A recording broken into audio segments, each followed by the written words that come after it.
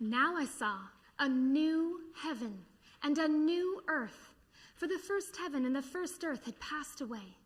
Also, there was no more sea. Then I, John, saw the holy city, New Jerusalem, coming down out of heaven from God, prepared as a bride, adorned for her husband. And I heard a loud voice from heaven saying, "Behold, the tabernacle of God is with men, and he will dwell with them, and they shall be his people. God himself will be with them and be their God, and God will wipe away every tear from their eyes, and there shall be no more death, nor sorrow, nor crying.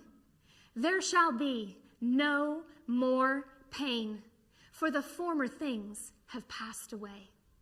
Then he who sat on the throne said, "Behold, I make all things new." And he said to me, "Write, for these words are true and faithful." And he said to me, "It is done. I am the Alpha and the Omega, the beginning and the end. I will give of the fountain of the water of life freely to him who thirsts. He who overcomes shall inherit all things, and I will be his God, and he shall be my son. But the cowardly, unbelieving, abominable, murderers, sexually immoral, sorcerers, idolaters, and all liars shall have their part in the lake which burns with fire and brimstone, which is the second death." Then one of the 7 angels with the 7 bowls filled with the 7 last plagues came to me and talked with me, saying, "Come, I will show you the bride, the Lamb's wife." And he carried me away in the Spirit to a great and high mountain, and he showed me the great city, the holy Jerusalem, descending out of heaven from God, having the glory of God.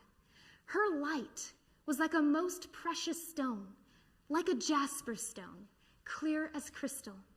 Also, she had a great and high wall with 12 gates, and 12 angels at the gates, with names written on them, which are the names of the 12 tribes of the children of Israel.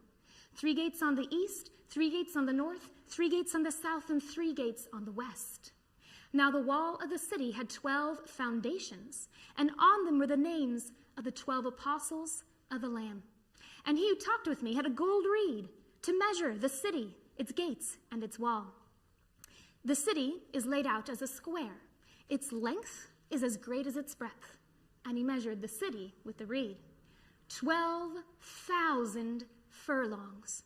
Its length, breadth, and height are equal. Then he measured its wall, 144 cubits according to the measure of a man, that is, of an angel. The construction of its wall was of jasper, and the street of the city was pure gold, like transparent glass. The foundations of the wall of the city were adorned with all kinds of precious stones.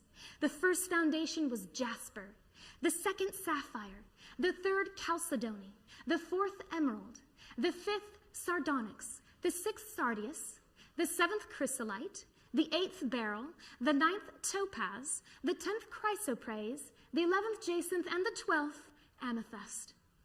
The 12 gates were 12 pearls. Each individual gate was of 1 pearl, and the street of the city was pure gold, like clear glass.